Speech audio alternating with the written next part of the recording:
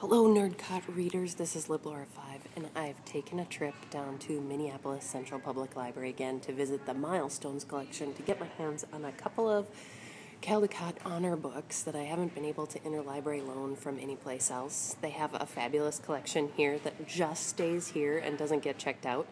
I've got a few minutes before the library closes today, and I stopped by to see two books, and I didn't really realize it, but they are both illustrated by Marcia Brown. I couldn't get my hands on the copy of Skipper John's Cook for last year, 1953, when I was doing last year, 1953. And so I came down to see that. And then 1954, the year I'm working on right now, The Steadfast Tin Soldier. So I came to see both of these and didn't realize until I got here they're both illustrated by Marcia Brown, who has been a major player in these late 1940s, early 50s. She won 6 Caldecott honors, and then in 1955 finally gets the Caldecott for Cinderella, which I'll be reading for 1955 next.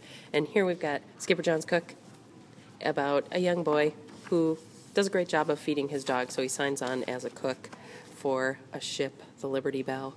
And I love Marcia Brown's abstract illustrations. I love this illustration in this book, how with the composition and the rolling waves and the two boats that are out at odd angles, you really get the feel of being on the sea.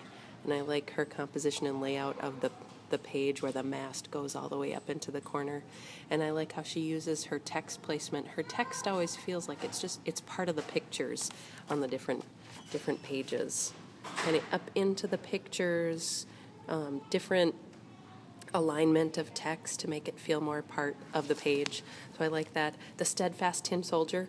I remember this story by Hans Christian Andersen. I think it was one of the few videos that my elementary school owned, and so I remember seeing that video many times as an elementary school student. So I do like this story, and my favorite part of the story is when the little Steadfast Tin Soldier gets swallowed by the fish, and then the fish is caught, and the Steadfast Tin Soldier is inside.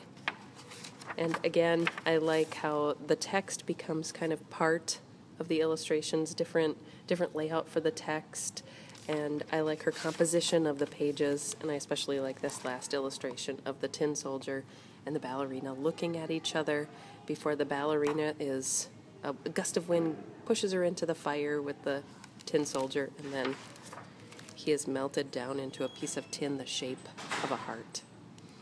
Well, I've just got a few minutes to return these and get my library card back, and the library's going to close, but happy reading, everybody.